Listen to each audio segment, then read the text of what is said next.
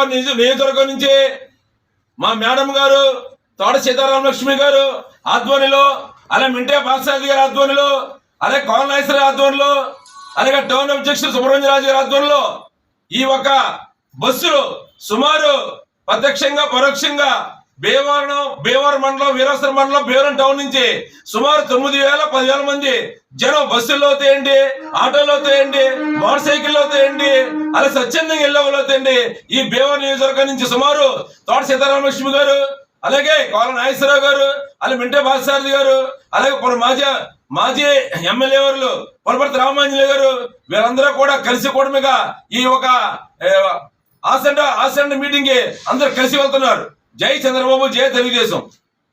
చంద్రబాబు నాయుడు గారి నాయకత్వం, లోకేష్ గారి నాయకత్వం, లోకేష్ గారి నాయకత్వం, చిమ్మనాయుడు గారి నాయకత్వం, చిమ్మనాయుడు గారి నాయకత్వం, చిమ్మనాయుడు గారి నాయకత్వం, పశ్చిమనాయుడు గారి నాయకత్వం, తెలుగుదేశం జనసేన నాయకత్వం, తెలుగుదేశం జనసేన నాయకత్వం, తెలుగుదేశం జనసేన నాయకత్వం, మిత్రపక్షాల ఐక్యత, మిత్రపక్షాల ఐక్యత, మిత్రపక్షాల ఐక్యత.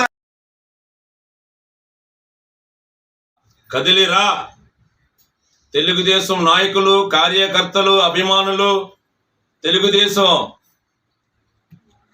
పార్టీ ఆరాధించే కార్యకర్తలు అందరూ కూడా ఈరోజు చలో ఆసంటలో జరిగే బహిరంగ సభకు మన నారా చంద్రబాబు నాయుడు గారు ఈరోజు ముఖ్య అతిథిగా వచ్చి అక్కడ సుమారు 1,00,000 మందితో అక్కడ ఈరోజు ఒక సభ ఏర్పాటు చేయడం జరిగింది.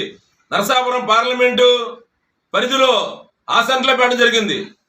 ఎందుకంటే మన చంద్రబాబు నాయుడు గారు ఏ తప్పు చేయకుండా 50 రోజులు ఆయన్ని అన్యాయంగా, అక్రమంగా ఈ సాడిస్టు, ఈ సైకో సీఎం మన చంద్రబాబు నాయుడు గారిని జైలు పంపడం జరిగింది. ఆయన మీద ఏ ఒక్క తప్పు లేకుండా తప్పుని సీమిందామని ఎన్నో రకాలుగా ఇతను ప్రయత్నించి అన్నింటిలో కూడా విఫలమైపోయాడు.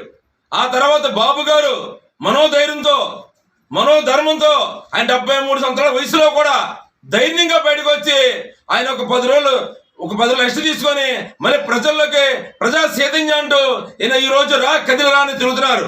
ఎందుకంటే రేపు వచ్చేది ఫిబ్రవరి నోటిఫికేషన్, మార్చి ఏప్రిల్లో ఎలక్షన్ జరిగే ఆస్కారం ఉంది. ప్రజలందరూ కూడా కలిసి ప్రజలందరినీ కూడా తెలిసేలాగా ఈ ఒక పరిపాలన గురించి వివరించేలాగా ఈ సభ పెట్టడం జరుగుతుంది. రేపు వచ్చే ఎలక్షన్ లో మన ఆంధ్రప్రదేశ్ ప్రజలందరూ కూడా కళ్ళు తెరిచి మనం చంద్రబాబు నాయుడు గారిని ఆంధ్రప్రదేశ్ లో అసెంబ్లీ 122 స్థానాలు గెలిపించి ఆయన ముఖ్యమంత్రి వారిగా మనం పంపించాలని ఈ సభాముఖంగా తెలియజేస్తున్నాను. మన అమరావతి డెవలప్ అవ్వాలన్నా, పోలవరం డెవలప్ అవ్వాలన్నా ఈ తెలుగుదేశం జనసేన కూటమి అధికారం రావాలి. అధికారం వస్తు వల్ల మనందరికీ కూడా ఈ రాష్ట్రానికి, మన పిల్లల భవిష్యత్తు కూడా బాగుంటుందని తెలియజేస్తాను. జై చంద్రబాబు నాయుడు, జై తెలుగుదేశం, జై లోకేష్, జై అచ్చెన్నాయుడు.